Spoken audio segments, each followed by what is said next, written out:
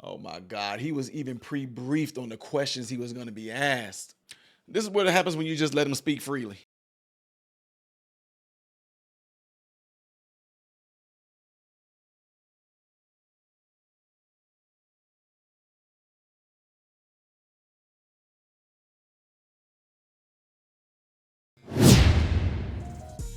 What's going on, folks? How you guys doing? Hope you guys are all out there doing well. Welcome to my channel. I'm Ty Smith, Modern Renaissance Man.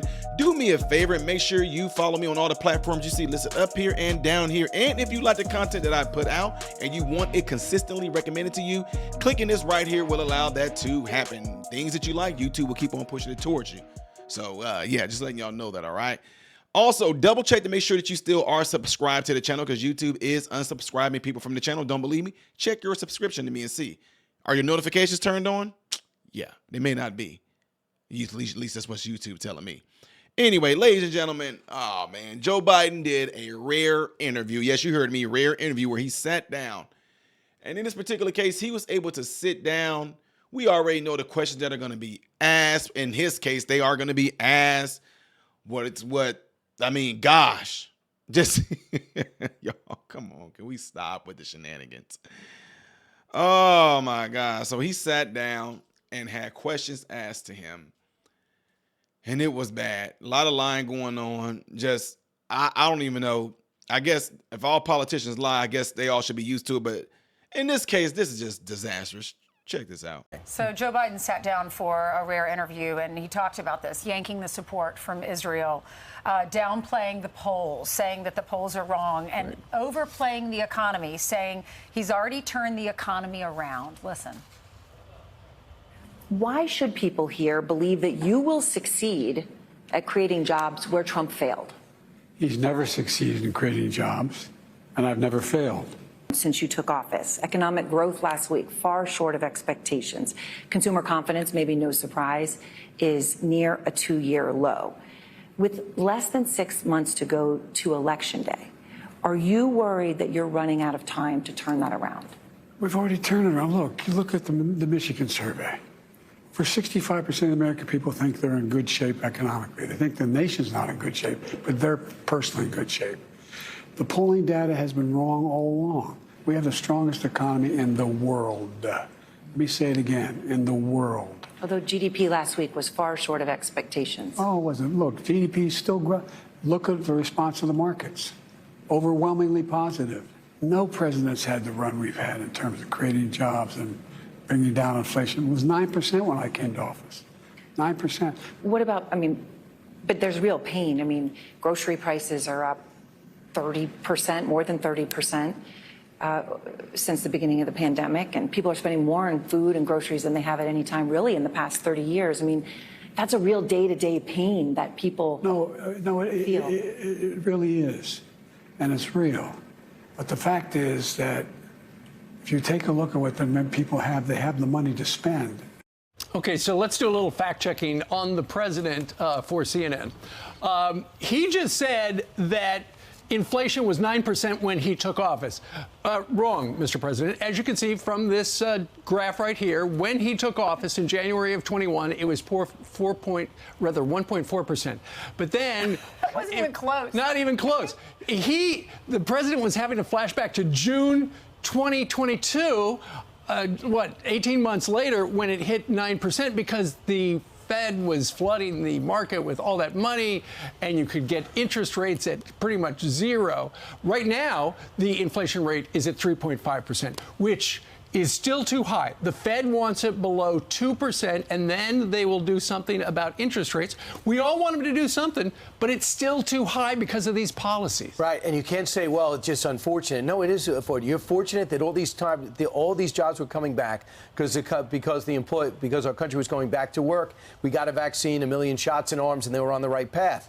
And then you could say that, why did you spend the rescue package? Everyone told you, including Larry Summers, that too much money in the system is going to cause inflation.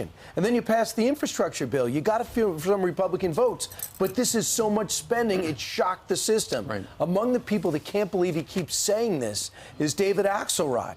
Here he was yesterday on CNN. You know he's a longtime Democratic analyst. Listen.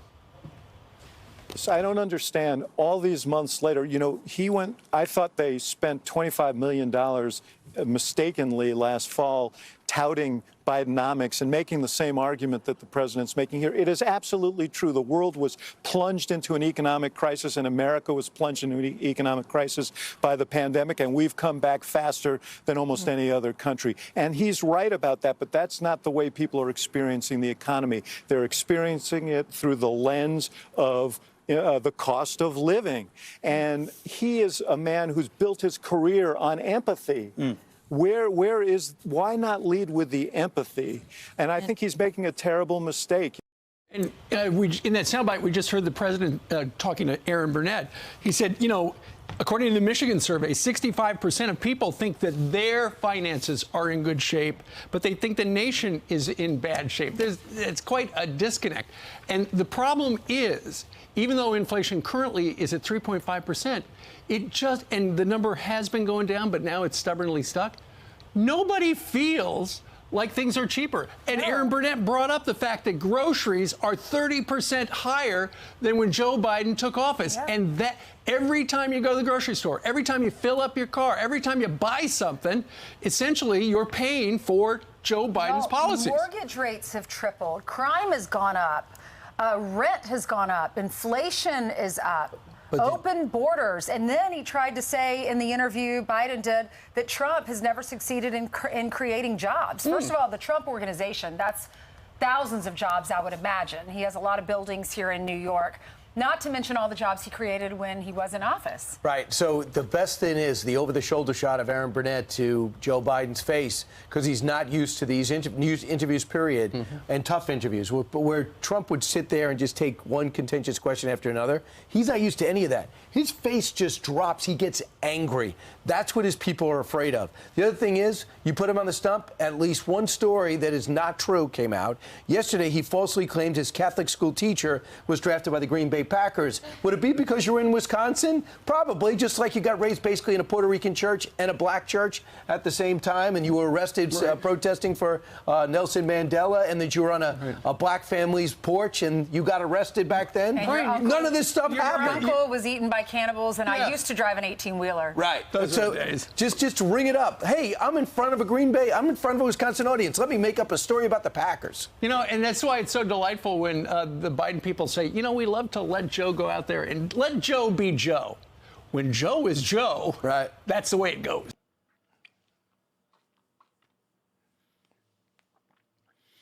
Yeah, you see what I'm saying? That's just a whole lot, guys. Uncle's eaten by cannibals. He grew up in a black church. He drove an 18-wheeler, graduated top of his class. So many different things that they just turn around and factually debunked. And here's my deal, though. Why is it that if these things have been said out of his mouth and he has been proven to be lying about it and facts come out, why can't they just go and just be like, President Biden, don't speak on this no more. Don't say this no more. Don't do any of this no more. They turned out not to be true, sir. Can you just not say things like that anymore? Because it looks that much more worse. At the same time, guys, could it be possible that they're letting this go on because they already know this doesn't look good? I'm just asking you guys. Does it seem like they may be in a panic like Joe Biden is not going to be able to win? So just let him go out there and just make himself look terrible and worse than what, just make him look bad so people wouldn't have no doubt but to vote. Because no matter what, guys, I don't even understand it. To some of my people out there that are Democrat, I have yet to have you guys answer this. Can you tell me why you're voting Democrat? Don't tell me why you're not voting for Trump. I want to know why you're voting for Biden. I'm serious. I do. Now, there are things that the left do that I agree with. There are things that the right do I agree with. There are things that the left do that I disagree with a lot. There are things that the right do that I disagree with a lot. But my point in saying that is that I'm not asking you why you are not voting for Trump. To those that are Democratic or whatever like that, if you are open enough to talk about it, I mean, you know what? Most of you that follow me on my channel that are Democratic, you guys all know who I am and how I am about this. So I just want to know, what is your reasoning for voting for Biden? And folks, we're not going to do all this. Oh, whoever votes for Biden, they're stupid, they're dumb. Let's not do that. Whoever says, oh, you're voting for Trump, you're stupid, you're dumb. I really like to know, in this particular case, why would anyone be voting particularly for Biden? Don't say because Trump's going to do this or Trump's going to do that or Trump's going to destroy, Trump's going to be. No. We're not talking about why you're not voting for Trump. I know I got to keep on emphasizing that and keep reiterating that because some folks don't get it. I want to know, what are your reasons for voting for Biden? Are y'all brave enough to state it? Let's see if y'all do it, all right? Folks, let me know what y'all think of this right here, because this is just, oh, man, like, leave it in the comment section after this video. Y'all should know what to do by now, all right? Hit this before y'all get out of here. And also, you guys all have a cellular phone where you can get in there and let a contact person in there of your cell phone. Let one person know about this channel. Tell them to check this channel out. Tell them how much they would enjoy it. Yada, yada, peanut butter, all right? Appreciate it. I am Ty Smith, Model Renaissance Man, and I hope and pray every last one of you have food, shelter, and clothing. And most of all, I pray every last one of you guys are in great health, mentally, physically, emotionally, spiritually. God bless you all through Jesus.